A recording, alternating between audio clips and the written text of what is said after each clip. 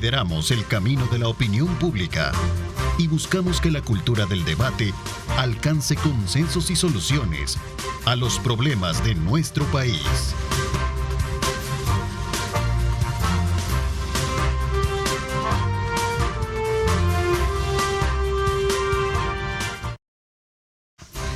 Viernes 12 de enero de 2024, ¿cómo están? Qué placer enorme estar con ustedes, continuar en esta maratónica programación que iniciamos desde muy tempranas horas de la mañana con nuestros compañeros de Telenoticias Megavisión. Gracias a Luis Amayoa y al resto del equipo por mantenernos informados. Vamos de inmediato en esta hora y media a conocer los diferentes puntos de vista con relación a temas importantes del país a través de esta edición especial del Diálogo 21 del día viernes.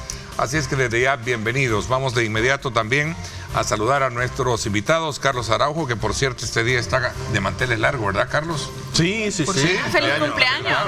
Ahora estamos ahí celebrando una nueva vuelta al sol, agradeciéndole a Dios que nos permite llegar a esa edad nueva. No, tampoco. No soy tan jovencito, pero tampoco tanto. Yo creí que es 64. No, 57. Ay, si es una criatura, si es una criatura. Entonces, sí, todavía me falta. Todavía, sí. No, felicidades. Ay, gracias. ¿Ah? ¿Tiene más que? No, me dice el productor que tienes más años que yo, no. Igual. No. Tengo 55, voy para 56. Sí. ¿Y por qué son tan jóvenes? No, sí, ¿verdad? Bastante. Pero es que son de veras que son unas criaturas. Somos unos claveles. Ya que yo soy mayor que vos, pues me tenés que respetar. Sí. Gracias también, Evelyn, doctora, bienvenida. Gracias. Un placer estar como siempre aquí los viernes. Gracias también, Tania Pastor, ¿cómo estás? Bienvenida. Gracias, un placer estar acá nuevamente otro viernes con toda la audiencia del Grupo Megavisión y con acá la doctora, Carlos. Y Contreras, sí. Juan, bienvenido, ¿cómo estás? Qué gusto. Buenos días, Ernesto, felicidades, Carlos, y mucho gusto a todos por estar acá, la población también. Siempre hay como antecedente a la presentación de nosotros los días viernes, desde luego un andamiaje de trabajo, de análisis, de aportes que nos hacen con antelación nuestros invitados para poder colocar sobre la mesa de todas las mañanas lo que es los temas importantes del país y que vamos a abordar este día. Sin duda alguna, el resultado del proceso de votación electrónico que se ha llevado a partir del Tribunal Supremo Electoral para los salvadoreños que están en el exterior deja consigo una serie de análisis que son importantes colocarlos sobre la mesa. Según el último dato que tengo acá, son alrededor de 60.424 salvadoreños los que ya han realizado ese voto electrónico para la elección presidencial y 53.924, el último dato hasta que se hizo este documento, para la elección de la Asamblea Legislativa. Esta cantidad de votos de salvadoreños en el exterior registrada en estos días ya representa desde luego una lectura importante que me gustaría someter a la consideración de nuestros invitados. ¿Qué opinan de esta situación? Y según vaya esta tendencia, ¿cuáles van a ser los resultados o qué es lo que va a venir a definir precisamente esta cantidad? Recordemos que son casi alrededor de 800,000. 741,000. Sí, ahí la cantidad más aproximada que hice de salvadoreños que están registrados en este padrón electoral. Yo sí me gustaría solo... ¿Sí? Bueno, qué bien que se están votando nuestros compatriotas en el exterior. Ya tenían habilitada la posibilidad de votar, yo entiendo en años anteriores, pero esta vez se les ha dado las mayores facilidades para esa votación y ojalá que la aprovechen, que reflexionen bien sus votos y que sean después consecuentes con esa votación que están haciendo. Sin embargo, yo siempre le veo un pero, y es que yo estuve viendo algunos videos que circulan por las redes sociales en las cuales vi algo con mucha preocupación, y es que en algunos casos me pareció a mí, puede ser simplemente un tema de percepción, pero me pareció a mí que se está usando esas votaciones en el exterior como un instrumento de propaganda para la reelección del presidente Bukele y para los candidatos del partido oficialista.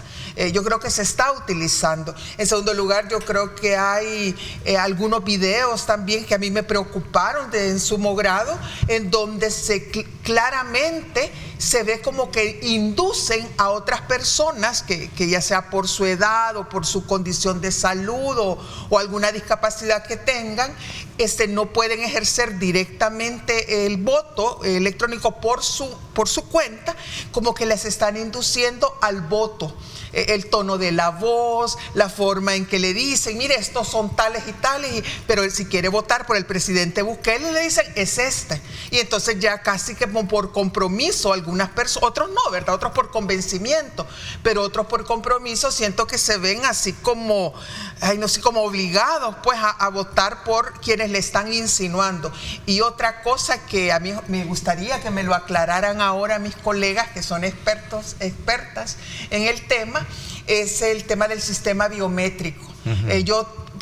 Inicialmente yo tuve conocimiento que no se iba a usar ese sistema de identificación biométrica en el proceso de votación. Luego dijeron que sí se iba a utilizar, pero después parece que no se está utilizando. Entonces, para mí el sistema de identificación biométrica es fundamental para darle mayor credibilidad a estos resultados. Ok, y mayor certeza. Mayor certeza. Okay, sí. Vamos a ver. Bueno, yo creo explícanos un poquito esa parte, sí, tal vez. Antes de llegar a eso, yo sí quiero decir que hasta lo que va en estos días, desde que se habilitó el voto electrónico por internet, podemos decir que ha sido un éxito, porque venimos de una participación, por ejemplo, en el 2009, que pusieron unas urnas en el entonces Flor Blanca, con capacidad para 4,000 personas. Vinieron salvadoreños y votaron, si no mal recuerdo, 294, o sea, no llegaron ni a 300 los votantes en el 2009. En el 2019, que fue el último ejercicio presidencial que habíamos tenido previo a este, votaron alrededor de 3,808 personas, que fue a través del voto postal, ¿verdad? Entonces quiere decir que si a estas alturas, que van prácticamente 6 días de que se habilitó la votación, ya se tienen más de 65,000, y eso va a ir avanzando porque hay gente que está entrando al sistema a votar. Ya es un éxito, pues, en ese sentido, en que la participación, sí, porque ya es más de 10 veces pues las participaciones anteriores que hemos tenido. Y sobre todo por la inmediatez que tenés ahora. Claro, de hecho hay gente que dice, miren, deberíamos de poner un sistema así a nivel nacional, pues. O sea, yo creo que vamos a ir caminando eventualmente a tal vez no a tenerlo a través de internet, pero sí voto electrónico, presencial pero electrónico. Bueno, aparte de esa situación de que para mí es un éxito, están las otras cosas que bien dice la doctora. Lo del sistema biométrico, al menos en la verificación del sistema remoto por internet, siempre lo tiene. Lo que ha tenido debate, que de hecho lo quitaron, lo pusieron y no sé en qué estado está ahorita, es el voto electrónico presencial. El que va a tener el 4 de febrero, las máquinas que van a estar en 81 puntos que el tribunal ha decidido que va a ir los salvadoreños que están fuera del país. Y ahí en esa parte sí hubo un momento que la empresa dijo que ya el sistema tiene un sistema, valga la redundancia, de verificación biométrica, y el colegiado había dicho que no se iba a efectuar esa verificación porque estaba la persona ahí físicamente, pues, y que están ahí personeros de los organismos temporales que iban a estar verificando que efectivamente quien llegaba a votar es la persona. Pero después el colegiado sí decidió que iba a haber verificación biométrica. Hasta este momento no sé si ha tomado una decisión distinta el tribunal, personalmente no sé. Se va a usar. Entonces, bueno, ahí no se va. Pero eso habrá que esperar cómo dice el tribunal y cómo lo explica más que todo. En el tema del voto, ¿cómo lo justifica? En el tema por internet, sí, digamos, si ahorita van 65,000 o más votos, ahí hay 65,000 verificaciones biométricas que están registradas en el sistema. O sea que para entrar no solo bastó el número de DUI, el número de folio, sino que está la carita cuando la gente se puso frente a la cámara y movió para los lados que el sistema le dijo, y ya quedó verificado, ¿verdad? hay un desfase, siento yo, entre la votación por presidente y la votación por diputados. No sé si es que la gente, más que lo que la gente no quiera votar por diputados, lo que creo que en el sistema, cuando le dan salir, o sea, cuando en vez de ir a la votación de diputados, se salen del sistema. Entonces es como que tengan un poco más, el llamado a los salvadoreños, que tengan un poco más de paciencia y también entren a votar por diputados, porque hay un desfase como de unos 6.000, 7.000 votos menos, 7,000, sí. como 7.000 votos menos en el caso de diputados, pero está dentro del mismo sistema. O sea, pero la gente no está entrando, al menos esas 7.000 personas no entraron a la pestaña de diputados y se quedaron solo con la votación de presidente. Pero pueden hacerlo. Pueden hacerlo, pueden volver a entrar. Sí. Ese es un buen dato. Entonces no es un problema el tema biométrico. Al menos en el que se está ejecutando, que es la votación remota por internet, hay sistema de verificación biométrico, y eso es importante, lo que está diciendo Carlos ahorita, que si alguien todavía no ha votado por diputados, tiene hasta el 4 de febrero que pueden ingresar, nada más que van a tener que volver a hacer todos los pasos, ¿verdad? Meter el número de DUI, validar su identidad otra vez la verificación, claro. Y ya va a estar bloqueada la votación por presidente, ya no va a poder entrar.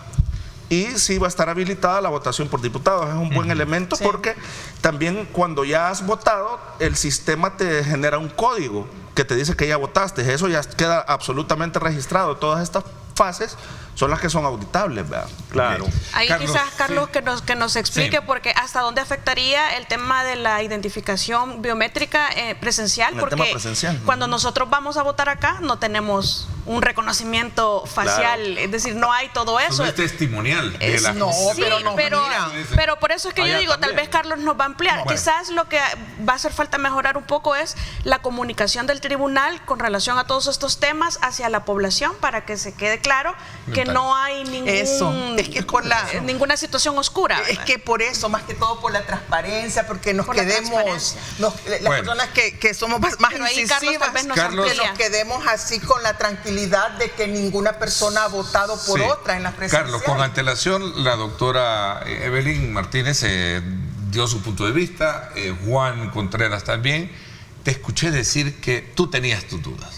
A ver, pero no en cuanto al sistema actual que se está utilizando. Entonces, ¿a qué te referías? Yo me refiero cuando hablaron de usar el voto electrónico de forma general aquí en el país, porque ahí hay otras cosas que trabajar mucho más de fondo. El uso de la tecnología definitivamente facilita el ejercicio del sufragio, la contabilización de los votos para la institución electoral, pero también tiene contras, que al final de cuentas esconde el manejo de la información a un ambiente más informático que no tiene mucha transparencia de cara a la fiscalización efectiva, y dependiendo, uno de los mejores ejemplos de esas contras es lo que ha sucedido en Venezuela. O sea, Venezuela ha tenido uno de los mejores sistemas como sistemas electrónicos de votación.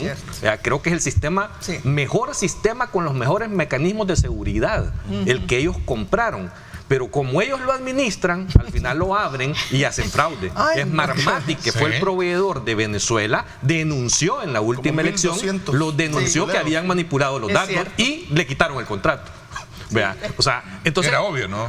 Entonces, hay cosas de fondo. O sea, puede ser el mejor sistema, pero si yo lo administro, al final de cuentas puedo manipularlo y puedo hacer que la gente que está fiscalizando no se dé cuenta de lo que pasa. Entonces hay cosas así que hay que trabajar. Yo creo que a veces la tecnología ayuda. Ahora en El Salvador la tecnología está contribuyendo mucho en el escrutinio, que lo hace más ágil, lo hace más rápido, pero al final ahí está la constancia de los papeles, las papeletas, que puede ser auditado fácilmente por toda la ciudadanía el día de la elección en las mesas. Entonces eso da más garantías. O sea, la tecnología es buena hasta cierto punto. Yo creo que todavía a la hora de emitir el voto, creo que en lo nacional creo que es mejor seguir manifestándolo en papel, aunque meta tecnología para ayudar a los escrutinios, para ayudar a la divulgación de resultados, pero no así para ejercer el voto. Pero es para ti exitoso lo que hasta este momento se ha logrado en vista del referente que planteaba, que antes no se tenía. Vamos a El Salvador.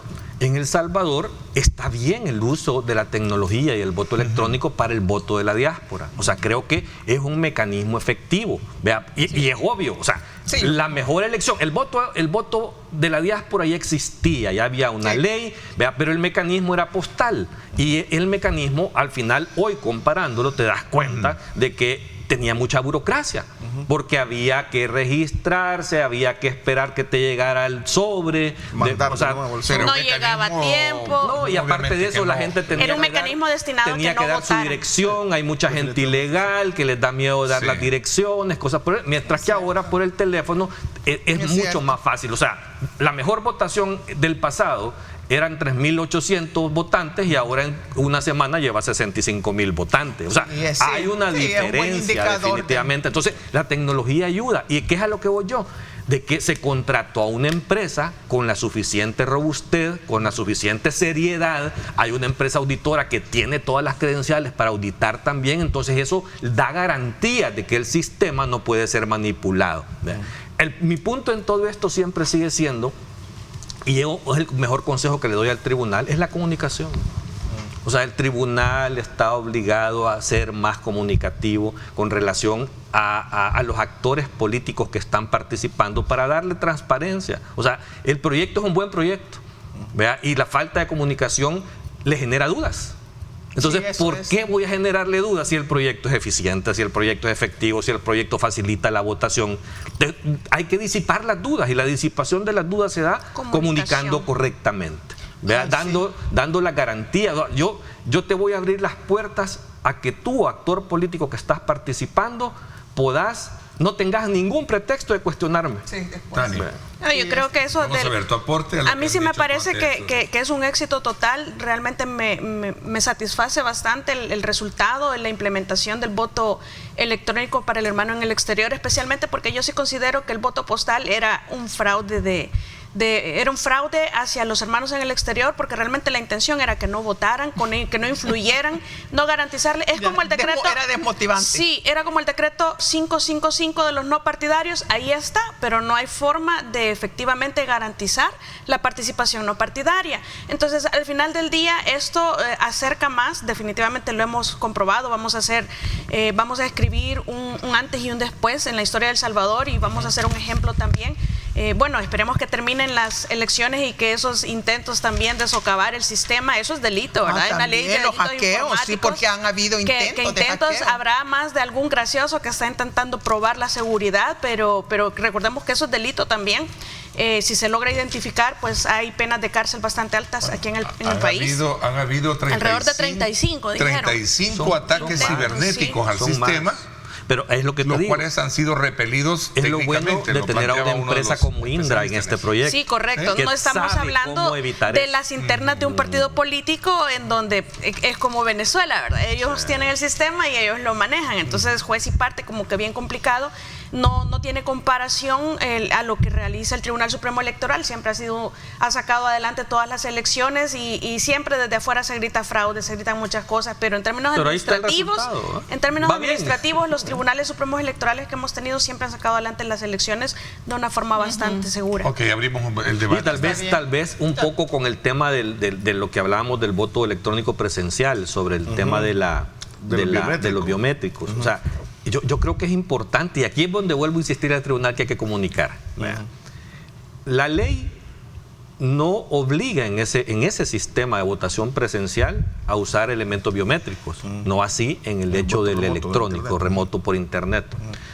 El punto cuál ha sido, y para mí es una confusión de elementos que se han dado, porque el sistema más el presencial, lo hablábamos creo ayer con algunos de ustedes. O sea, esto es un sistema que ya está hecho y desarrollado por parte de Indra. Lo que hace es, venden un servicio, vea, que adecúan al país con las votaciones, la forma, el formato, todo ese tipo de cosas. Entonces, sus máquinas tienen el sistema biométrico, vea, pero no es una cuestión de que se hizo ad hoc para El Salvador. Entonces, al final de cuentas, como no es una obligación de ley, el tribunal, creo yo que a bien también, porque recordemos algo, O sea, la gente va a llegar a una urna, a una JRB en el exterior, a 81 lugares, físicamente, como que fuera una junta receptora de votos aquí en El Salvador. Ahí hay miembros de junta sentados. Sí, y esos miembros de junta, los partidos han tenido la oportunidad también de proponer personas, igual que aquí en El Salvador. O sea, garantías de ley han habido para poder fiscalizar y vigilar. No sé si al final se llenaron o no se llenaron los cupos, eso no lo sé yo, pero la oportunidad ha estado de proponer miembros de mesa. Entonces, al final de cuentas, igual que en El Salvador, la gente va a llegar, se va a identificar con su DUI o con su pasaporte, lo van a validar igual que aquí, ¿vea? Y si la persona le habilitan la máquina para que haga el voto. ¿Por qué? Porque también acordémonos con ese caso de la votación presencial, como nunca ha habido un padrón exclusivo de preregistro de quienes van a hacer uso de ese mecanismo, en esas máquinas están los 5 millones de votantes. Porque, o sea, cualquiera, o sea, acuérdense que ahí están los DUIs con dirección de El Salvador que están fuera del país. Sí. Entonces, yo no sé quién está fuera del país en este momento, entonces tengo que cargarlos a todos.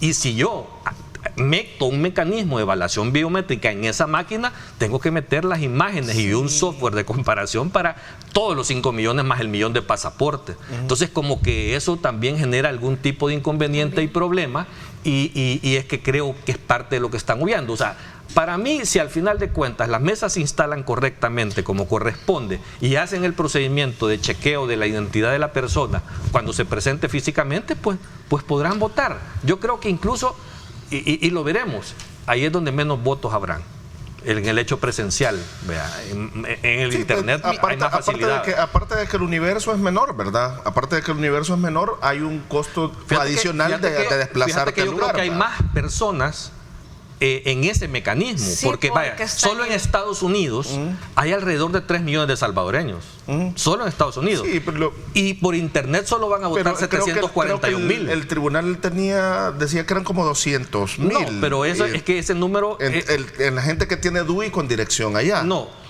sin sumarle a los que tenían pasaporte. 741,000 votos remotos por internet. Dirección, pero esos son DUIs con dirección fuera. Vea, esos 200,000 que tú decís son DUIs con dirección de El Salvador, pero emitidos de allá, emitidos afuera. Correcto. Pero no son ese el universo. Sí, hay que sumarle los pasaportes y la gente que tiene DUI acá y los que están en tránsito también. Es cualquier salvadoreño que tenga DUI con dirección de El Salvador. Estás hablando del registro electoral. De hecho, si yo viajo el día de las elecciones, podrá votar en un consulado. Si usted está en Estados Unidos, puede ir a votar. Puede hacerlo. O sea, está habilitada para hacerlo. Entonces, el universo de posibles votantes son casi 6 millones de registros los que están en esa máquina. Además sería un trato diferenciado, porque ¿por qué allá se haría ese reconocimiento facial y aquí en El Salvador no? Si es presencial igual. Lo que pasa es que también el biométrico, de hecho, he visto que alguna gente en las redes ha tenido algunas situaciones. Por ejemplo, si usan lentes y tratan con los lentes, tienen que quitarse. Yo escuchaba a la magistrada que había gente que se ponía detrás del que estaba haciendo el reconocimiento, había gente que usan barba, digamos, en su foto del DUI, ¿no? y de repente salía en el biométrico, tiene barba. Entonces, imagínate si estás en la maquinita presencial y andas la barba, no tenés el chance de quitarte lo más que fuiste. Yo planteé al inicio un elemento importante, que según esa proyección en el número de votos, ¿qué es lo que va a definir? Estaríamos prácticamente, porque la mayoría de votos son 750,000. 741,094. Aproximadamente. Partamos de los 800,000 aproximadamente. ¿Qué hay? Estarían prácticamente definiendo si esa es la tendencia, o creen ustedes que no había mayor. Yo creo que a medida que va a pasar el tiempo va a ir disminuyendo la cantidad de gente que va votando. O sea, la emoción del inicio del proyecto. El impulso inicial se va a ir perdiendo. Pero a nivel de impacto para los diputados de San Salvador. ¿De San Salvador? No, sí, todos los votos por internet vienen a San Salvador. Todos vienen así. Estás hablando ya de casi de 55,000. Creo que es el último dato que tenía. Sí, por eso es tan importante darle un buen monitoreo, sobre todo de organizaciones independientes, de la sociedad civil o de observadores internacionales que estén bastante pendientes de incidentes que puedan ocurrir o que puedan, digamos, empañar el éxito que aparentemente tiene hasta ahora, pero ese éxito se puede empañar con algún caso de con el otro, que estén ahí. Siempre van a haber problemas, sí, pero los problemas deben de ser bien tratados. Sí, bien tratados, pero sobre todo porque hay una percepción en las... Y no solo porque ya sabemos que van a perder, sino que... Pero hay bastante dirigencia de la oposición, gente que milita en la oposición política, que expresa públicamente, no solamente así en lo interno, sino que expresan públicamente su desconfianza a las elecciones, sobre todo al voto en el exterior, y dicen, ya comenzó el fraude, ha continuado el fraude. Ponen ejemplos, entonces que a uno lo hacen, lo ponen a pensar. Entonces, yo no estoy diciendo que tienen razón, pero como en esto lo que mucho tiene importancia es la percepción que se tiene. Entonces, esa percepción de transparencia, de confiabilidad de esas elecciones se tiene que mantener íntegra. O sea, no podemos arriesgarnos a que se debilite, ojo, la percepción. Entonces, por eso, aquí importante, como decía, el monitoreo, pero también que el Tribunal Supremo Electoral tenga una vocería efectiva, digamos, para que esté respondiendo las preguntas de manera adecuada, y también que no sé, todas las dudas las vaya disipando. Y aquí solo, yo con mucho respeto, pero creo que la presidenta del Tribunal Supremo Electoral no es la mejor vocera que tiene la entidad.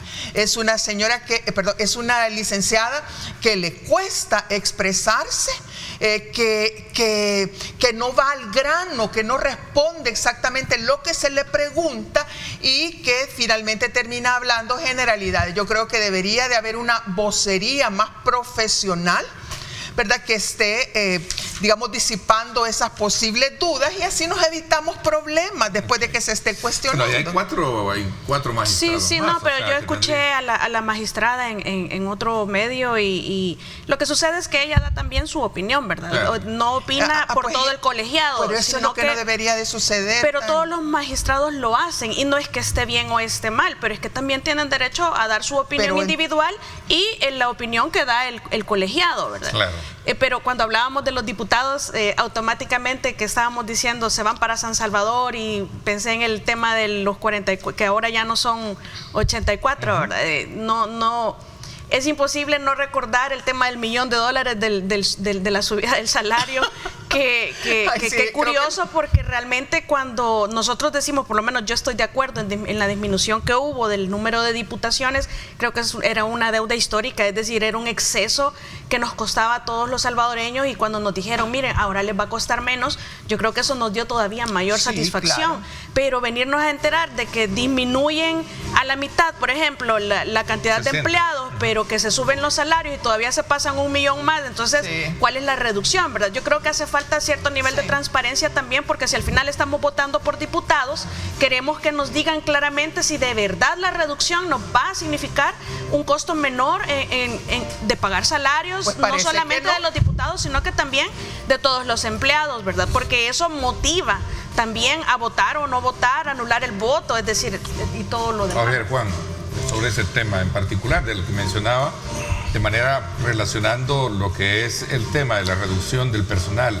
reducción de diputados, y ahora un incremento. Si quieres te doy la palabra, voy a hacer una pausa, ya me la pusieron la música ahí, nos vamos a ir a la pausa para poder ampliar un poquito más y agregar otros elementos de juicio que han estado alrededor de ese tema. Encuesta de la UCA también revela importantes datos que vamos a someterlas a consideración en nuestro panel de esta mañana. Pausa y volvemos con más.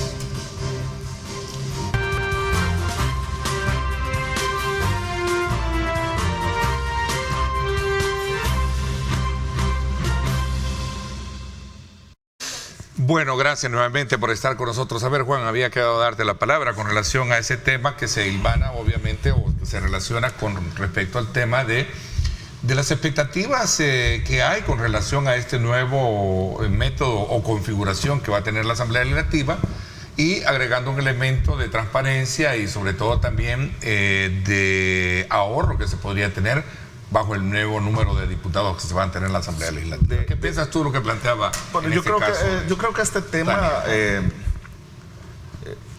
fue en el marco de la aprobación de los presupuestos, del presupuesto general de la Nación al finalizar el año pasado. Sí. De hecho, el presupuesto general de la Asamblea tiene una reducción, porque explicaba en su momento el diputado presidente que iban a ir, y como todos sabemos, hasta antes del 1 de mayo con 84 diputados, y del 1 de mayo hacia allá van a ser 60 diputados. Lo que llama la atención y lo que preguntaron algunos medios, que yo no lo he constatado y por eso no quiero pecar en la acusación, es que el rubro de salarios tenía un incremento en lugar de tener una disminución, ¿verdad? Sí, que había menos personal. Sí. Yo creo que en esa parte sí tal vez debiese haber alguna explicación, porque debe haber, son números, pues tiene que haber una explicación técnica. Si le han incrementado los salarios a algunos empleados, pues algún tipo de justificación debe haber.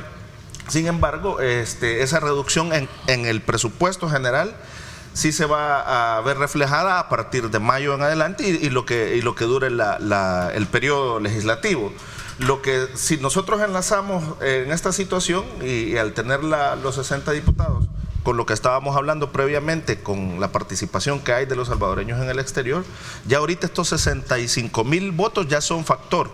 O sea, ya podrían decidirte casi 3 escaños, entre 2, 3 escaños. ¿Verdad que sí? Entonces, eso es importante. 2 o 3 escaños ya te lo están definiendo, porque todos estos votos van para San Salvador. Entonces ya dependiendo cómo esté la distribución de votos, por qué partidos ha votado la gente, aunque acordemos que para diputaciones hay menos participación. Estamos hablando de 57,000, si no mal recuerdo.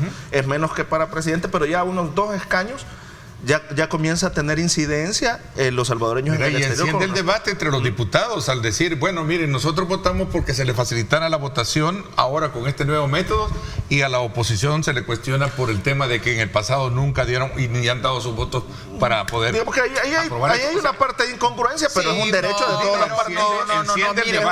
todos los partidos. Perdón, aquí sí, disculpen, pero es que los diputados o las diputadas que se opusieron a las reformas que estaban haciendo en el sistema electoral para el voto en el exterior, no es que se oponían al voto en el exterior, es que eso no fue así, sino que se oponían a ciertos componentes de esa reforma que en opinión de ellas, porque más que todo fueron mujeres las que tuvieron la voz principal en esto, podían como distorsionar o prestarse a una, ¿cómo le podemos decir? Le voy a ayudar. Un principal argumento que plantearon era de que por qué no incluían a los gobiernos municipales. Sí, los gobiernos municipales, sí. Ese fue uno, pero es decir, no es que se opusieron. Lo que pasa es que recordemos que estamos en campaña electoral,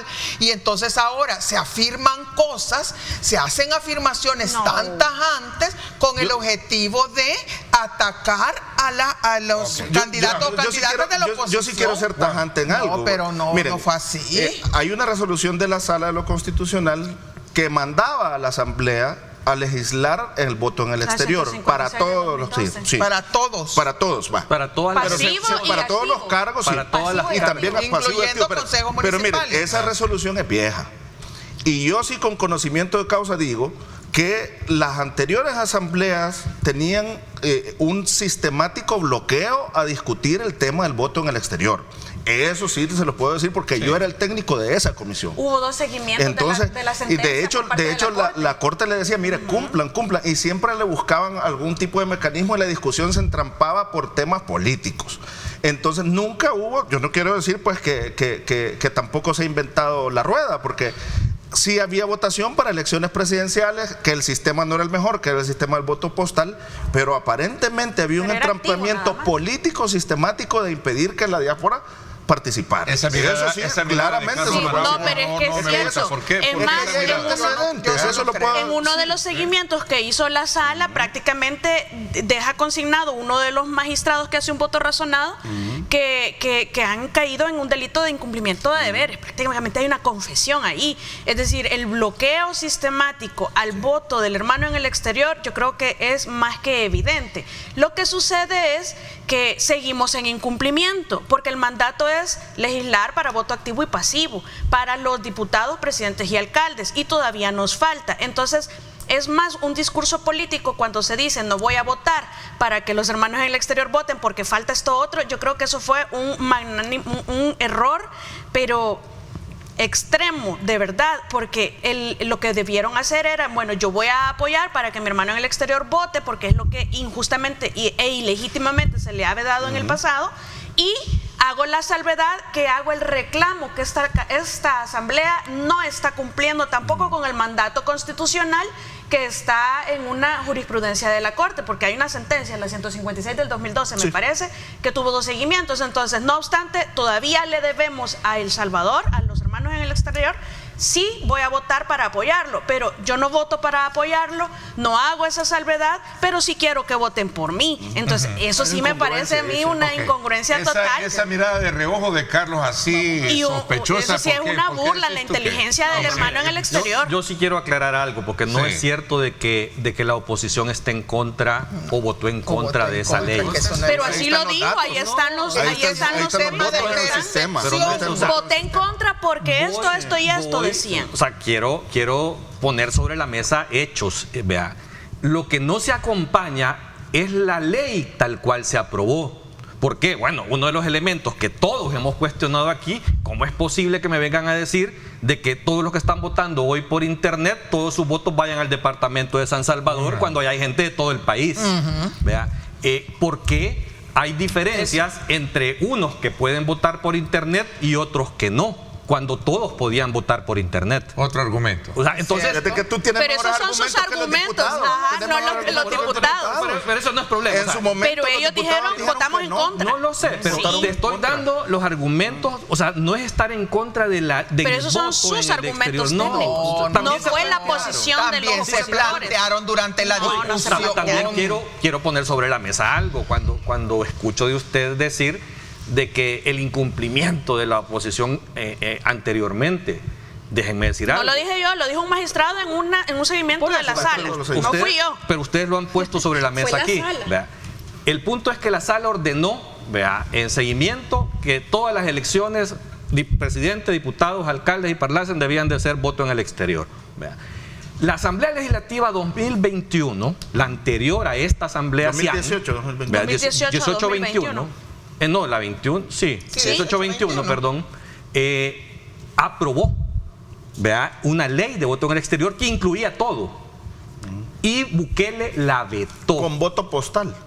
Bukele la vetó. Con voto postal. No, que técnicamente no servía. Es el mismo fraude. Era sistemático bloqueo, Carlos. No estoy hablando cuál elemento vas a ocupar. Estoy hablando de la inclusión de la sala. No decía. Pero eso es un fraude. Lo incluyo, pero no te lo garantizo. Entonces, es como el voto de los no partidarios. A los de España que votan en el mundo por postal. ¿Es fraude también? No, eso no es cierto.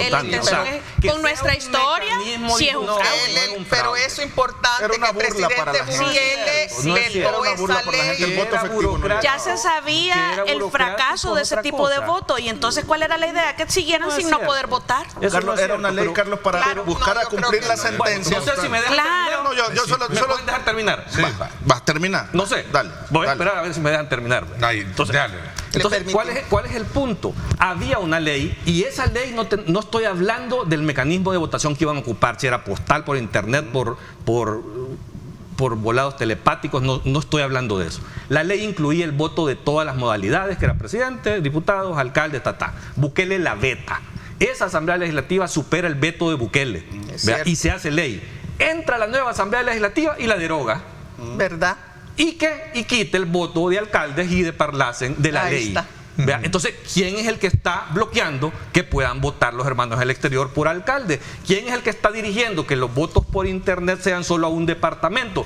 A eso se oponía la gente de la Asamblea Legislativa, a esa forma de aprobación de la ley. No es responsabilidad del tribunal, el tribunal está cumpliendo la ley, pero ha sido manipulada de tal forma en que quitan una elección, vea, porque no les convenía, porque si vamos a revisar encuestas, todavía las encuestas siguen castigando grandemente la mala gestión y pésima gestión municipal de Nuevas Ideas.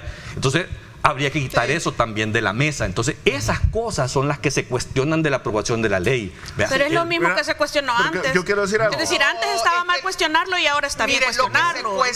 Lo que se cuestionó, solo permítame decir esto, lo que se cuestionó y la ley que se aprobó, ¿verdad? Y por lo que o se abstuvieron o se pusieron en contra de diputadas de la oposición fue porque se consideró que esa ley que que primero se derogó y después se volvió a aprobar, la que se aprobó ya en la era de Bukele, era una ley como que confeccionada a la medida, así, a la medida del partido oficial. Ese es el tema, ese es el punto. Y yo lo que quisiera es que no se tergiversara, porque fíjese que en tiempos de elecciones, así como en tiempos de guerra, la verdad se manipula y se usan, ¿verdad? Y la gente que no se informa o que no analiza suficientemente los hechos, los datos, termina repitiendo, como por ejemplo eso de que ahora quieren que nos voten, que les votemos, y no querían que votáramos, y no es eso. Yo creo que hay que hacer ciertos matices,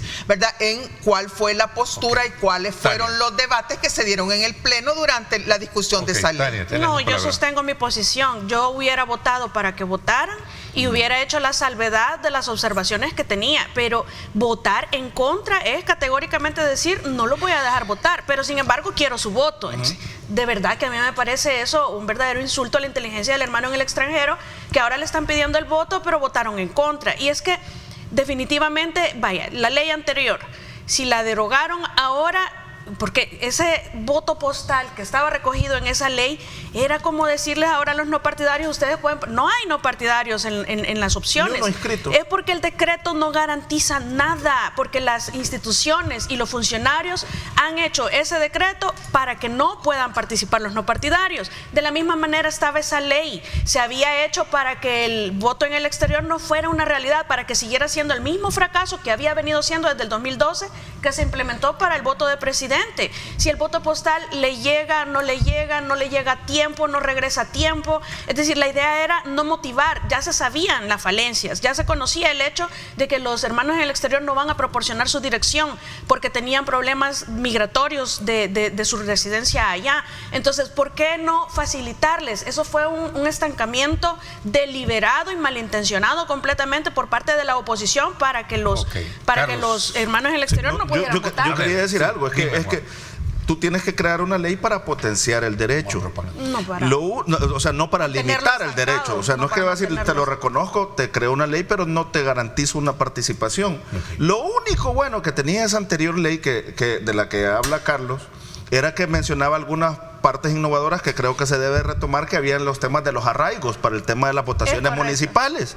Eso era lo único. De ahí las otras cosas, el sistema estaba, esa ley estaba más diseñada para cumplir la sentencia que para garantizar el derecho de los salvadoreños. Sí me doy a explicar, o sea, hay una sentencia ahí, pero entonces lo que tenés que hacer es primero potenciar el derecho y después y de hecho la misma sentencia te dice que paulatinamente tenés que ir garantizando todo el derecho hasta que finalmente voten por alcaldes, y de hecho habían habido prórrogas. Cerrando el tema, porque necesito pasar a hablar de este retiro de propaganda y la denuncia que se dice paulatinamente, dice. No, porque con nombre y apellido tenía la fecha en cuál elección debía estar aprobada. Y hubo prórroga después. Hubo 3 prórrogas. La Asamblea pedía prórrogas. La legislativa aprobó eso. Porque querían cumplir la sentencia, no querían garantizarle el derecho a la gente. No, había una sentencia que cumplir. Y no que las sentencias se cumplen. Yo te vuelvo a insistir en eso.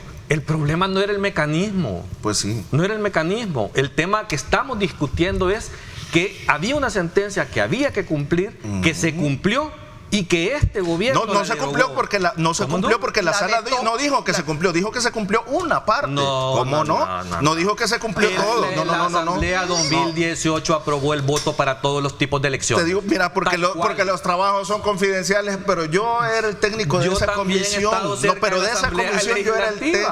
Por eso. O sea, no puedo dar infidencias del trabajo, pero no es así. Y las discutimos aquí para que veamos el contenido de la sentencia. Y vemos, es que mira, es que la ley estaba más, los diputados se preocuparon más por cumplir la sentencia que por potenciar el derecho. Dejaban lo mismo, ya tenían los datos de que había sido un fracaso el voto postal y seguían empecinados de que fuera el mismo sistema postal. En ningún momento de esa ley, solo termino, en ningún momento de esa ley pensaban en el voto electrónico como un mecanismo de potenciar el derecho. Es una decisión entonces de no puedes los decir, legisladores. Sí, no, entonces no se puede decir que la anterior ley, por eso, y así como ha sido una decisión esta. Por eso, ha sido una decisión que también está siendo manipulada. No, y que los datos te están demostrando con hechos que es más efectiva que la anterior.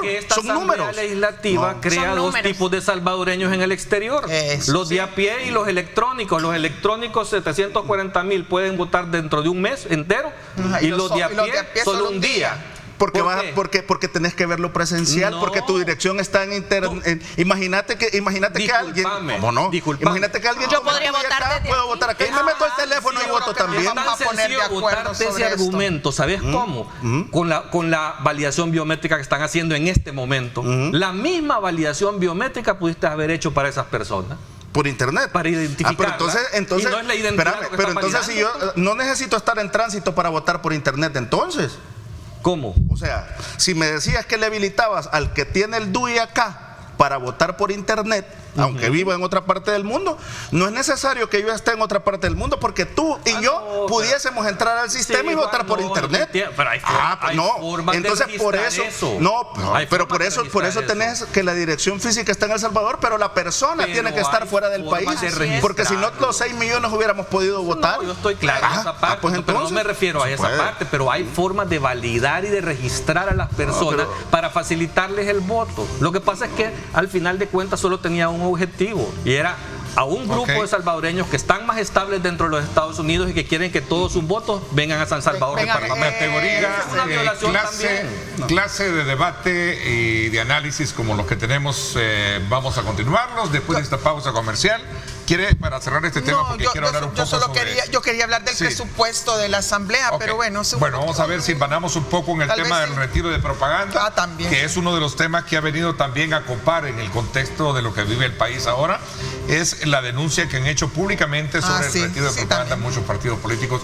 Hay algunos casos ejemplarizantes que vamos a colocarlos sobre la mesa. Pausa y regresamos con más.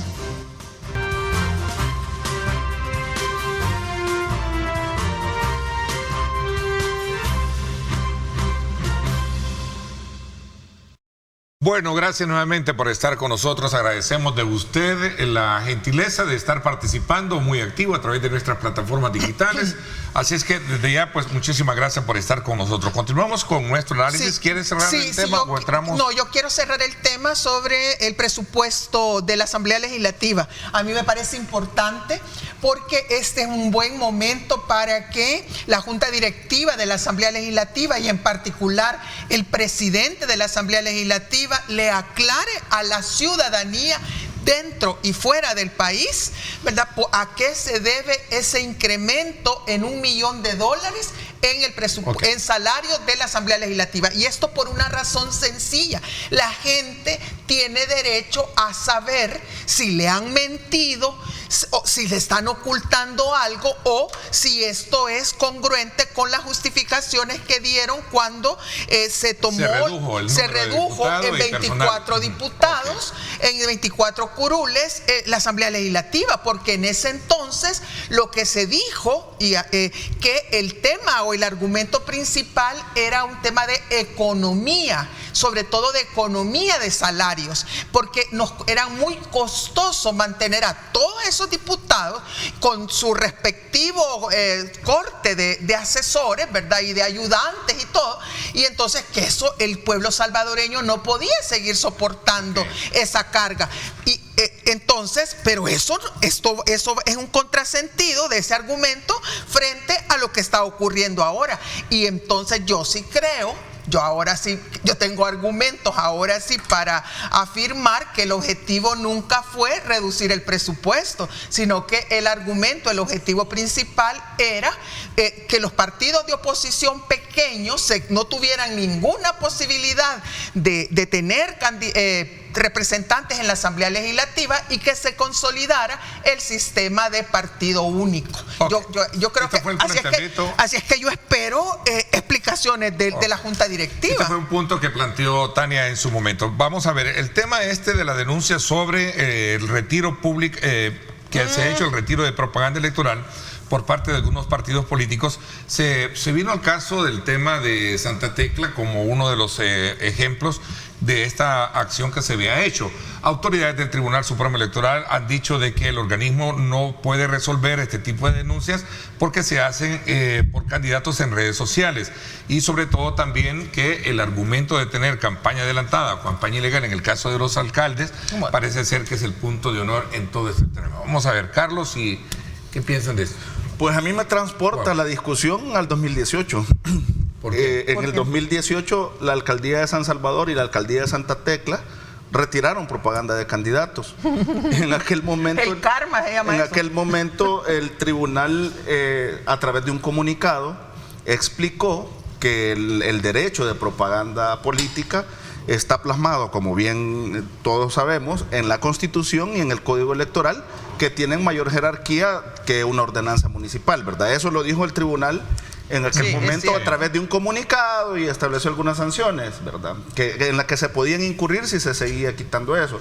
Eso alejándome un poco de que los postes, no sé si son privados, son públicos, si puedes poner propaganda en los postes y toda esa cuestión, creo que es o la cuestión de las vallas, si hay permisos o no, que eso sí ya es una cuestión que habría que conocerlo como tal, pero sí hay que enfatizar que el derecho de propaganda es un derecho político, o sea, los derechos políticos no solamente es ir a ejercer el voto, sino que es una división dentro del sufragio pasivo, es decir, que me voten también es una parte el derecho de hacer mi propaganda, y eso está reconocido en la Constitución y está en las leyes secundarias.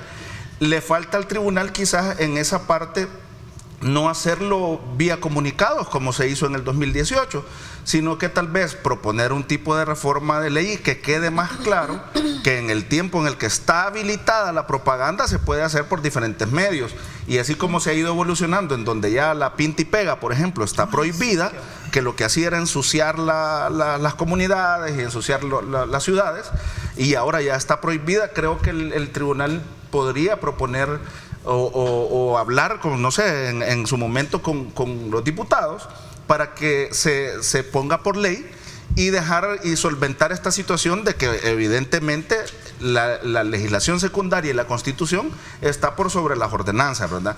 Ahí en aquel momento pues le retiraban a diferentes partidos, es prácticamente lo mismo que creo que ha ocurrido en Santa Tecla. Desconozco los argumentos con los que bajaron esa propaganda, porque como les digo, los postes pueden ser privados. Yo recuerdo que alguien una vez en mi pueblo, en Santa Rosa de Lima, puso propaganda de su negocio, no era propaganda política, en algunos postes colgó, y de ahí la empresa le había cargado en las cuentas de la luz como $10 por el uso de los postes. Mira, por la propaganda, porque son de Santa Tecla, Juan. Mira ahí está la propaganda en los postes, no sé quién lo hizo, correcto. Entonces, eso, aparte de eso, que no sé si los postes son privados o qué son, o hay algún permiso que requiere. Desde el sur o de Cádiz. Por ejemplo, si me dejan que pongan propaganda en mi casa, en la pared de mi casa, necesitan una autorización del dueño, lo mismo el código lo dice. Desconozco si los postes están en esa situación. Lo que sí yo puedo decir es que la ley y la Constitución te garantizan como candidato a hacer propaganda política, Carlos, y que esos derechos están por sobre de cualquier ordenanza, ¿verdad? Eso es. Y ya lo dijo el tribunal en el 2018. Creo que para que no se repita la situación, en su momento debe de estar ya más explícito en la ley. ¿Qué tan equitativo está haciendo esto? Porque hay una denuncia ahí también que las propagandas de la parte oficial no han sido quitados, eliminados de los lugares de municipios en los que están gobernados por otros. Ahí está, por ejemplo. Está bien puntualizado. En Santa Tecla, la alcaldía de Santa Tecla está retirando propaganda de Wendy Alfaro, del partido Vamos y de una gente del FMLN. Hay propaganda de otros partidos políticos, incluyendo de su partido, que no está siendo retirada. Entonces, eso es lo que se está denunciando. Hay evidencias. Ya presentaron el día de ayer el partido Vamos al tribunal un pliego de denuncias, no solo de una, sino que de varias denuncias sobre este tipo de situaciones. Yo sí recuerdo de que este es un tema que en el pasado se dio, pero también sí hay resoluciones del Tribunal Supremo Electoral. No fue un simple comunicado, sino que fueron resoluciones ordenándole a las alcaldías que dejaran de hacer esto, explicando y argumentando todo lo que la ley establece para permitirles el derecho de propaganda. Incluso en la época de la alcaldía de Bukele también habían hecho una ordenanza reguladora de eso, también quitando publicidad de los partidos. O sea, se ha dado en varias alcaldías en el interior del país, pero había sido a raíz ya después del 2018, la intervención del tribunal con resoluciones había quedado zanjado el tema que los alcaldes no pueden hacer ese tipo de cosas. Ahora se ha vuelto a dar, por eso se está denunciando. Puntualmente ha sucedido en Santa Tecla, creo que no sé si hay en otros lados denuncias, pero sí en Santa Tecla se está dando la situación. Así que el tribunal ya tiene sobre la mesa las denuncias y ojalá intervenga en función de permitirles ejercer su derecho al resto de contendientes políticos. Aunque esto, si lo recogemos a lo largo de la historia, siempre ha sido así. Ellos mismos los que están en el gobierno, que se ofreció ser diferente. El gobierno le baja la propaganda al otro. Siempre esa es la diferencia. Pero eso había bajado. Lo que pasa es que ahora, como dicen, se le voltea la tortilla. Es verdad. Sí. Entonces siempre el pasado regresa. También hay te regresa todavía con un ajuste más, ¿verdad? Pero yo creo que podemos ser mejor que eso. Sí. También hay denuncias. Pero por eso necesitamos un Tribunal Supremo Electoral que se involucre y que se mantenga así todos los días comunicando. También voluntad de legislar, es que necesitamos un verdadero código electoral, una ley procesal electoral. Hemos venido avanzando en el tiempo. Si se recuerdan las batallas campales del pasado que se daban. Con la pinta y pega. Pero ahora eso ya se está evitando, ya es casos muy puntuales como tal. Y creo que es bueno, o sea, no permitir que regresemos a ese tipo de acciones o actividades del pasado. No, eso no puede ser. Porque al final de cuentas estamos interviniendo de una manera inadecuada. O sea, que en el pasado se hizo no quiere decir que es correcto seguirlo haciendo. Es lo que yo digo. Es decir, si se hizo en el pasado... No, por supuesto. Pero yo creo que podemos ser mejores. De hecho, se ofreció que se iba a hacer diferente. Entonces, la idea es que empujemos hacia adelante el carrito porque al final es El Salvador y todo lo que sufrimos somos los ciudadanos. Y lo que hace falta, como lo ha dicho muchas veces Juan en otras ocasiones, es una verdadera ley electoral y procesal electoral, aparte de separar las funciones del Tribunal Jurisdiccional, del Tribunal Supremo Electoral, con las funciones administrativas que organizan las alcaldías. Doctora, brevemente, porque vamos a otro tema. Yo solamente quisiera también decir que esto, sí es cierto que puede ser una medida correcta, pues, de que no se pongan esos pendones en los postes y que hay que quitarlo. Sin embargo, a mí me parece también que es una, a nivel ya más real y no tanto formal, que esta es como una medida de competencia desleal hacia los partidos de oposición pequeños que no tienen recursos para hacer esas grandes vallas publicitarias que sí tiene el partido oficial, ¿verdad? A lo largo y ancho del país, ¿verdad? Entonces tiene que recurrir a esos cartelitos, digamos, a esos cartelitos que yo creo que no le hacen daño a nadie, ni estéticamente tampoco son feos, ¿verdad? Porque, miren, no tienen, como ellos mismos los expresan, no tienen donantes privados, porque los donantes privados tienen miedo de represalias gubernamentales si hacen esas donaciones. No, es que no ganan nada también, pero y en segundo lugar, ni siquiera se les ha dado la deuda política, pues entonces yo siento que es como un gran Goliat, un gran gigante que se está enfrentando a unos enanitos, ¿verdad? Así como Gulliver, ¿verdad? Y los otros son los enanitos y no tienen posibilidad de competir, y eso es preocupante porque, como dice el licenciado Contreras, yo aquí lo anoté, la propaganda es un derecho político que está reconocido en la Constitución. Interesante, 7:33 minutos. Gracias por estar con nosotros. Cuando regresemos, encuesta de la Universidad Centroamericana UCA revela datos interesantes que ponen en tela, desde luego, sobre la necesidad de ver la parte económica como uno de los grandes desafíos para el país en lo que viene por delante. Vamos a la pausa y no nos cambien. Regresamos.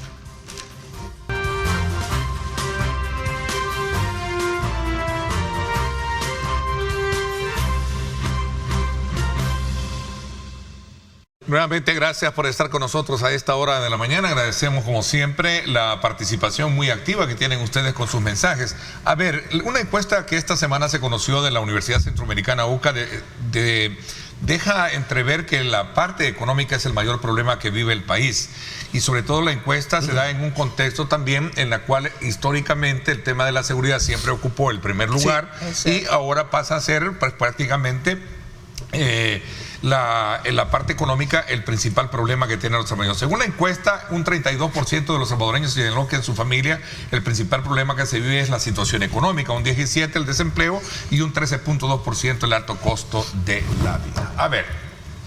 ¿Yo puedo? Pues? Sí, okay. Sí, no, mira, yo creo que la encuesta, además de que muestra que por el momento la ciudadanía identifica a la crisis económica, no solo nacional, sino que familiar y personal, como el principal problema, el gran desafío que tiene que solucionarse no solamente este año, sino que en los próximos años. En conjunto, el 70.3%, yo hice esta suma, 70.3% identifica un problema relacionado con la economía. Porque además de la economía está el tema del desempleo, el costo de la vida y la pobreza. Entonces 70.3%, es decir, es una abrumadora mayoría que dice ahí está el problema en el tema económico. Pero también hay cosas positivas como, por ejemplo, el 92% de las personas entrevistadas dice que se siente segura o muy segura en el país. Esto para mí es un hito muy importante. Recuerdan hace unos años o hace unos meses donde la inseguridad, ¿verdad? Era, me siento insegura, tengo miedo. Ahora el 92% dice, me siento segura o muy segura. Pero hay un tema también preocupante y es la indiferencia de la población salvadoreña ante temas que son estratégicos. Fíjense que en el tema de calidad educativa, entre la suma de calidad educativa, el problema de la contaminación ambiental, el problema de la escasez de agua y de la desigualdad económica y social, la desigualdad social, juntos estos ítems apenas suman el 2.1%. Y estos son temas importantes, estos son temas de país, claro, la economía y la seguridad, pero todavía parece que la ciudadanía no es capaz de identificar, por ejemplo, el tema de la escasez de agua, del estrés hídrico, como un problema importante en El Salvador. Entonces, bien por la seguridad, mal por la economía, ¿verdad? Que hay que atenderla, y sobre todo por los indicadores que muestran, como por ejemplo que dice que el 60% dice que el costo de la vida ha aumentado, o la gente que dice el 39.5% que dice que los hogares tuvieron que pedir prestado a otra persona para poder cubrir los gastos mensuales del hogar. Y el 52% que dice que han dejado de comprar alimentos debido al aumento en los precios, ¿verdad? O la gente, o el 35% que ha tenido que endeudarse con más deuda, es decir, ha tenido que adquirir nuevas deudas. Esto es preocupante. Ok, entonces el problema económico es el principal. ¿Qué es lo que tiene que hacerse para poder revertir esto, desde luego como parte desafiante de la elección nueva que vamos a tener? Una propuesta en lo económico, pero no solamente que esté a este nivel en donde la oposición política y también, pero el partido oficial dicen vamos a reactivar la economía, vamos a promover un despegue económico, vamos a generar crecimiento, desarrollo. Pues sí, pero es que tiene que haber nos deben demostrar que tienen un proyecto económico definido, ¿verdad? Que de ponerse en marcha en los próximos 5, 10, 15 o 20 años va a tener como resultado un mejoramiento en el bienestar económico de las familias salvadoreñas, pero también en mejorar los desequilibrios macroeconómicos de nuestro país. Y lamentablemente todos los partidos políticos gubernamentales y los de oposición saben dónde quieren llegar a solucionar estos problemas, pero yo creo que la gran deficiencia es que no saben el camino que tienen que seguir. Tania, ¿qué es lo que te llama la atención de esta encuesta? A ver, y vanando un poco también el tema de la seguridad, que creo que es importante ponerlo sobre la mesa en comparación con el tema económico, ¿no? Se ratifican dos elementos concretos. El primero es que la población está clarísima que la seguridad ya no es un inconveniente, por lo menos en el tema de terroristas, porque delincuencia común yo creo que estamos viendo incremento en algunos sitios, pero por lo menos en términos de terroristas, que era el terror, digamos, el flagelo más grande que teníamos en el país en términos de inseguridad, creo que la gente ya está clarísima, está empoderada y sentimos que el país ya nos fue devuelto y que tenemos que trabajar en él. Por otra parte, la claridad que hay en la población en que el tema económico es el principal desafío digamos, a enfrentar por parte de los gobiernos, el actual, el que viene después, si acaso es el mismo, pues tienen una tarea bastante grande, es más difícil que el tema de la inseguridad. Definitivamente creo que la gente tiene esa claridad y no es algo sencillo. Entonces, quizás el desafío más grande es el gobierno a puertas abiertas o a puertas cerradas, pero creo que va a tener que conformar un consejo económico en donde establezcan un plan para atacar a corto plazo, es decir, allá, igual que se hizo con el tema de las pandillas, de los terroristas, ¿verdad? ¿Qué hacemos para contener el flagelo ya? Pero ¿qué hacemos también para atacar la base estructural que genera pobreza, que genera desigualdad, que genera todo el desempleo y lo que ya mencionó la doctora? Entonces tiene que conformar un consejo en donde se establezcan estos planes y ejecutarlos, pero sobre todo fondearlos. Es decir, ¿de dónde van a venir los fondos para garantizar la ejecución de estos planes que deben hacerse? Si no se están haciendo ya, tienen que hacerse. Y por otra parte, eso en cuanto a la claridad que me da la población con relación a esta encuesta sobre esos 2 puntos. Pero sí me parece también bien marcado la posición, porque por ejemplo, cuando yo escucho al vicerrector y escucho a la licenciada del UDOP, no me recuerdo el nombre ahora mismo, explicar, ella es muy técnica al explicar el resultado de la encuesta, cuál es la valoración que tienen, pero en el caso del vicerrector es más políticas las opiniones que da. Y sí me parece, por ejemplo, que se ve como un cierto sesgo, se mejora muchísimo con relación a la anterior encuesta, en donde las preguntas estaban impregnadas de sesgo, ¿verdad? Pero, por ejemplo, cuando yo estoy de acuerdo que no hay una migración inversa así gigante, pero yo creo que también está claro que hay muchos salvadoreños que están queriendo regresar y que están regresando invirtiendo. Pero hay 2 situaciones que manifestó el vicerrector académico, y cuando dice, por ejemplo, la migración inversa es una farsa y se comprueba con los datos de migración. Así lo dijo él en una entrevista. Entonces, me parece que lo que no midieron a los salvadoreños en el exterior que manifiestan que quieren regresar o que están regresando. Que es el 60%. De los 2. Ajá, por eso. Pero la encuesta no mide eso. Entonces, hacer una afirmación de que es falsa con base a los resultados de esta encuesta, yo creo que en sí es un sesgo. No se puede concluir eso. Y lo otro es que dice, nos regresan personas que no tienen cualificaciones para poder desarrollar inversiones sostenidas en El Salvador y que realizan trabajos precarios en el exterior, aunque son mejor remunerados.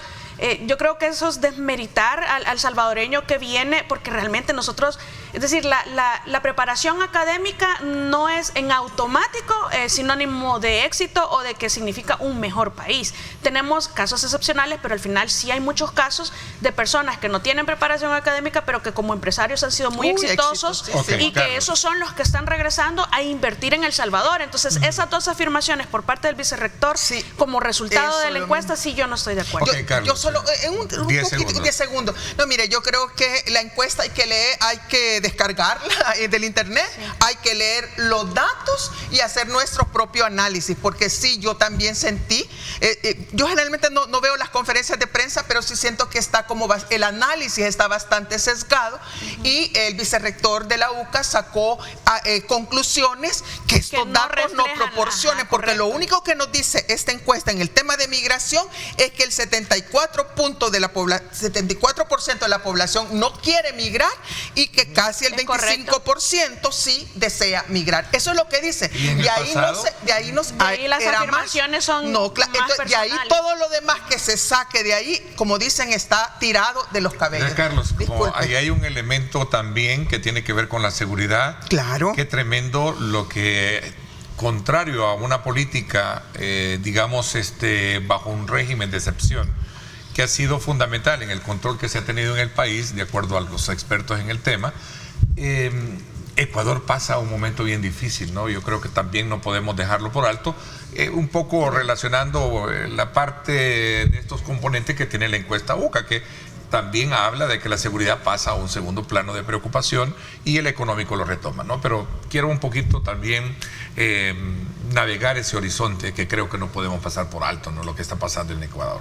Claro, tal vez brevemente hablar sobre la encuesta. Esta encuesta es una evaluación de país del año 2023 que hace la universidad. Creo que aquí plantea 2 desafíos fundamentalmente. por un lado, el reconocimiento de la población en cuanto a la percepción de la seguridad, ¿verdad? O sea, la gente se siente segura y lo manifiesta de esa forma. Sí, eso no se puede negar.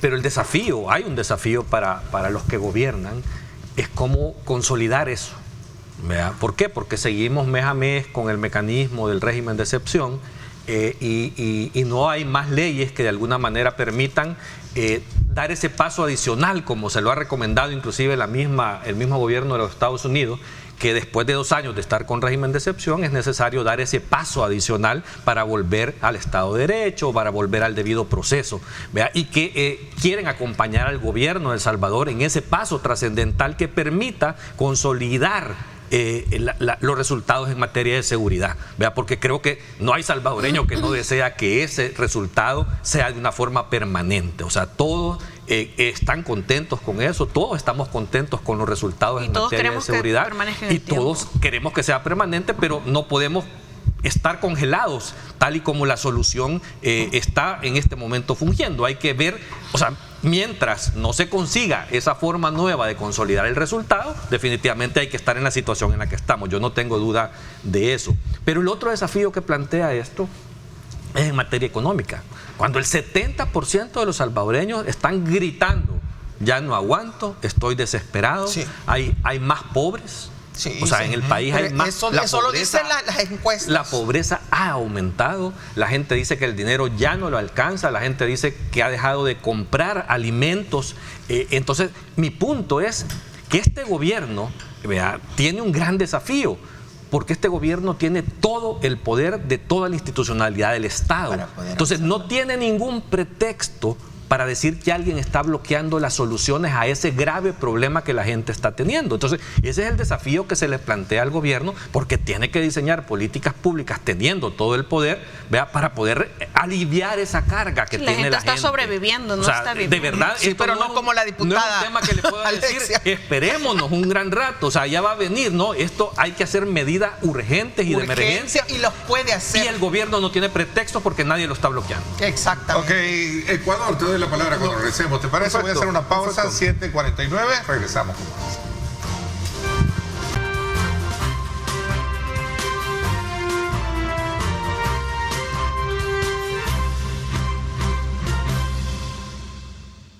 Bueno, voy a dar también una información al público para que de alguna u otra manera tengan en consideración que ya está ahí un link que está promocionando, que se ha publicado el Tribunal Supremo Electoral para que todo aquel ciudadano que resulte electo pueda buscarse en ese link para formar parte de lo que son las juntas receptoras de voto. Quiero decirle que esta es una obligación que por ley deben de asistir. Si en un dado caso no pudiesen, hay varias causales por las cuales. ¿Pero cuál es el sitio? El sitio es el sorteo elecciones 2024 @tse.gov.cu. No, pero ese es un correo. Ese es el correo, tiene que haber un correo, sí. Hay que buscar el link para ponérselo a la... Sí, tal vez lo podemos buscar ahí para poderlo orientar a nuestro público, porque es obligatorio, es de ley, ¿verdad? Sí. A no ser ciertas causales, tener más de 60 años y otros impedimentos establecidos, necesidad de ausentarse del país en tiempo que debe de ejercer el cargo y también el impedimento físico, entre otros, creo. Sí. Vamos a ver. Sobre el tema de la encuesta, sí. Si bien es cierto, esta es una encuesta que hace la UCA al final del año, evaluando diversos elementos de la cuestión nacional, no necesariamente político-electoral, sí da elementos para generar propuestas político-electorales, principalmente porque permite identificar los problemas que la gente está percibiendo. Definitivamente, y es bonito ver que ya el tema de la seguridad no es el principal problema de los salvadoreños, pero en la lámina 5 de esa encuesta podemos ver que hace un comparativo con diversos años, y el problema de la seguridad invisibilizaba los otros problemas que tenía la gente. O sea, digamos, el problema... Pero no es que es nuevo. El problema económico, eso iba a decir, el problema económico de los salvadoreños no es un problema nuevo. Ni solo de Salvador. Y no solo de Salvador, sino que ha sido sostenido en el tiempo y que ahora se vuelve más evidente por los aumentos, obviamente, de la canasta básica, el alto costo de la vida, pero Y también es más evidente porque ya la gente piensa más en su economía que en la seguridad, porque digamos que es un problema que, si bien para mí no está resuelto por completo, ha dado pasos gigantes en ese sentido. Y también para resolver el problema económico de los salvadoreños no es exclusivo del gobierno. O sea, aquí tiene que haber un acompañamiento de la empresa privada, de los microempresarios, porque si los microempresarios, si la empresa privada mejora, también va a crecer el Producto Interno Bruto de El Salvador. O sea, no es solo del gobierno como tal. Claro. Por eso solo lo interrumpo brevemente. Ajá. La empresa privada, bueno, yo creo que empezamos el año con nuevos precios más altos. Más altos. En todo. Entonces, de las navidades. Ahí es el punto. Y el Estado debería subirle los impuestos al alcohol y al tabaco. Lo voy eso, definitivamente. Entonces, pero lo que usted decía, que debiese ser un consejo económico, yo estaría de acuerdo, porque el crecimiento económico de El Salvador no puede depender, y no depende de hecho, que solo del gobierno. Sí, tiene que tomar decisiones estratégicas que le permitan a los diversos sectores de la economía nacional crecer, ¿verdad? Y no es con la economía del rebalse, sino que también garantizar y fomentar que la gente, el microempresario que tiene poco poder adquisitivo, mejore su poder adquisitivo, y la pequeña y la mediana. La pequeña y mediana empresa se incentive y crezca. O sea, ese es el ideal. Pero, o sea, no solamente es decir, miren, es problema del gobierno. También hay que meterse como sectores productivos del país a resolverlo para que la gente tenga mejor poder adquisitivo. Y yo estoy de acuerdo con lo que dice la LIC. Hay industrias que deberían de estar grabadas con más impuestos, el tema del alcohol, del tabaco, que generan algún tipo de adicción y que también son nocivos para la salud. Y generan gasto del sistema público de salud. Y comparando, digamos, los precios del cigarrillo, creo que en Costa Rica ya anda por los $8 o $9 una cajetilla de cigarro, por poner un ejemplo. Y ya no digamos en Europa, ¿verdad? O en Estados Unidos, que es mucho más caro este tipo de productos. Entonces yo creo que, pero sí, aunque la encuesta no es política, sí da elementos para políticas públicas que pueden... Exactamente. Creo que este va a ser el quinquenio en el que el gran reto es la economía. Definitivamente. Fíjate, creo que ya lo identificaron los contendientes, y hay que ver cómo va avanzando y cómo con lo que tú decís. No, con lo que tú decís de Ecuador, pero de Ecuador, sí, un poco dando parte que porque a mí sí me gustaría ver al gobierno de El Salvador trabajando de la mano, más allá de que nos jactemos del éxito que hemos tenido en esta implementación del modelo que no está escrito, de seguridad bukeliano, y llevarlo hacia otros países, especialmente en el caso actual de Ecuador. Me gustaría que trabajaran de la mano, más que jactarnos de lo bueno que ha sido para nosotros el modelo, porque Ecuador, mi solidaridad completa con el gobierno o con los ciudadanos del Ecuador, están sufriendo algo que es consecuencia de varios factores, ¿verdad? Empieza desde el cierre del puerto de Manta por parte de Correa y se agudiza más adelante todo esto viene de las masacres en las cárceles, pero allá, es decir, los narcos sí tienen razón cuando dicen nosotros somos la mafia, no somos las maras, aquí no va a poder funcionar Bukele, pero yo creo que sí se puede, hay que tropicalizar el modelo, pero realmente al presidente, que no tiene ni un mes y que estaba intentando formar gabinete, se le cayó encima algo a lo que le tuvo que hacer frente, y creo que lo está haciendo bien, ya no puede retroceder, pero hay factores externos en donde, por ejemplo, las FARC, la paz que hubo en Colombia, las FARC que se retiraron y eran quienes transportaban la droga, han venido a afectar porque fue un vacío de control que dejaron que obviamente los cárteles mexicanos que tienen control en el Ecuador, pues han tenido que, es decir, ha venido acrecentando todo esto, y la resolución del conflicto en el Ecuador no pasa solamente por Ecuador, porque cuando logren, digamos, controlar en cierta medida los narcos, estos van a agarrar para Perú y para Bolivia, ¿verdad? Definitivamente es algo que tienen que trabajar conjuntos los gobiernos de allá, y creo que el modelo de aquí sí puede servir, salvando los factores que han sido señalados como defectuosos. Yo creo que pueden ser muy exitosos, pero necesitan trabajar en conjunto. Estados Unidos ya les ofreció apoyo, pero definitivamente tenemos una situación que de verdad podría hacerse un análisis quizás más amplio que un minuto con relación a cómo el modelo bukeliano de seguridad puede ser aplicado en el Ecuador. Para la próxima viernes. Vamos a hacer 15 segundos porque ya se nos está viendo el tiempo. Yo solamente quiero señalar, apoyo lo que decía Carlos, de que ahora el gobierno no tiene ninguna digamos, traba para proceder a comenzar a solucionar el problema económico en El Salvador, pero sobre todo el problema de la economía familiar. Y, por ejemplo, tiene el gobierno que aprender a escuchar, ¿verdad?, inclusive a la oposición, y tiene que aprender también a buscar consenso sobre el tema económico. Y, por ejemplo, él tiene en sus manos una propuesta que ya hizo en su momento el partido Vamos, y luego lo secundó el partido FMLN, sobre eliminar el IVA a los alimentos, a la canasta básica de alimentos, con lo cual se lograría una reducción en el precio. El gobierno puede hacerlo, lo puede hacer en la plenaria de la próxima semana, pero ¿por qué no lo hace? Porque no fue una iniciativa de su partido y no está dispuesto a darle protagonismo al otro partido. Carlos, tu reflexión final. Y lo último, puede quebrar al Estado. Al hacer eso, tiene que haber un estudio técnico para quitar el IVA. Pues sí, pero ya lo debería de estar haciendo. Si solo lo hacen solo porque sí, pueden quebrar al Estado también. Si le subimos al alcohol y al tabaco, yo creo Carlos, que no. tu reflexión, 10 segundos. Mira, yo en materia de seguridad y con el caso de Ecuador, yo no creo que el modelo bukeliano pueda ser replicado, porque un modelo basado en un pacto con pandillas durante 3 años, y que cuando ese pacto se rompe, empieza un mecanismo de represión y de afectación de muchos ciudadanos inocentes, no creo que sea un modelo a replicar. No. Que aquí, de alguna manera, haya tenido un efecto en cuestión de la reducción de los homicidios, es una situación totalmente diferente de lo que ocurre en Ecuador en este momento. Ecuador tiene un problema serio de narcotráfico, ¿vea? Y por eso es que el fenómeno se da en Guayaquil. De cárteles de la droga. Son narcoterroristas. Que tiene que ver con trasiego de droga. Son narcoterroristas. Ahí está. El presidente Noboa lo está haciendo muy bien. Yo creo que no necesita copiarle absolutamente nada a nadie. Pero que le bajen el presupuesto a la Asamblea. Vale, ahí está, en la parte inferior de su pantalla está el link para que usted pueda ingresar, tse.gov.sv, ¿verdad?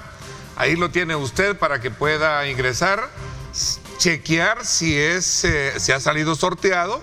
De salir sorteado, tiene que usted introducir su DUI y ahí le va a decir si realmente va.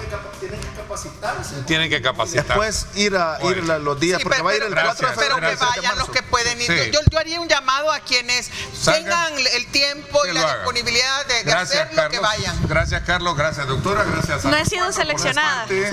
Esto es todo por hoy. Pásenla bien y, como siempre, recuerden lo más importante: amar a Dios sobre todas las cosas. Buen día.